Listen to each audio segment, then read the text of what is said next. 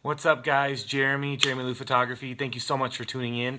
It is Sunday for me. Actually had the last couple days off, which was awesome. We were supposed to go on a camping trip, didn't, so I didn't book anything, no weddings, no anything. So I had a couple days off. Today I did very little. Went on roller skates for the first time, fell on my butt. It was good times. But kind of flipping through Facebook and actually having a having a chat with another photographer at a wedding who actually wasn't working the wedding, which is a friend of mine. We kind of chatted about what we always chat about as photographers in weddings is unplugged weddings. And if you don't know what that is, an unplugged wedding is where you don't have your guests, the bride and groom's guests, film or shoot or do anything but observe and watch during the wedding. It's kind of weird, right? So everywhere we go, we have smartphones, we have cameras, and we're always documenting and taking pictures and taking video. And as a guest, that's what they want to do. But what's happening is that with social media everywhere, people's phones are out throughout the entire ceremony. So the pictures that we're getting as photographers, wide shots especially, all have phones in it, almost like you're at a concert. The trouble with this is the bride and groom have invited these people to come along and actually observe the wedding on their own. For instance, you're the bride and groom, you invite somebody to come in and observe your wedding. You want them there in the moment. That's why you're there. They're not there to have you video something or look at a phone and then look at a phone again later to watch it. They want you just there. So an unplugged wedding is basically putting everything away and just being there for the moment like they used to do back in the olden days.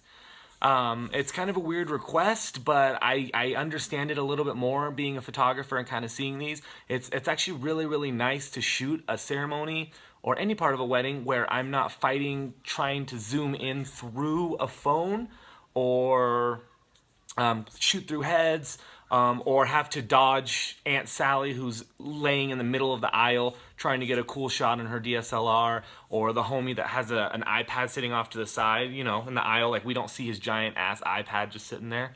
So it's kind of nice not having to fight that, but we're always prepared because that's what professional photographers do. We're always prepared to get shots without that stuff in it. But of course, we'll always sneak the shot or two of everybody holding this stuff up, and it always looks ridiculous.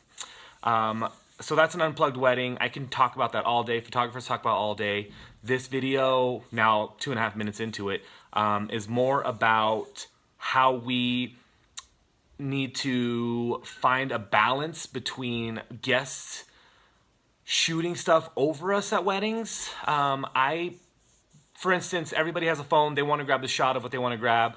What happened at a wedding I did a few weeks ago was we were doing family photos. And as I'm doing my family photos, I had a cousin just like right here, just literally taking every single picture I was doing during family session, which I can handle totally fine.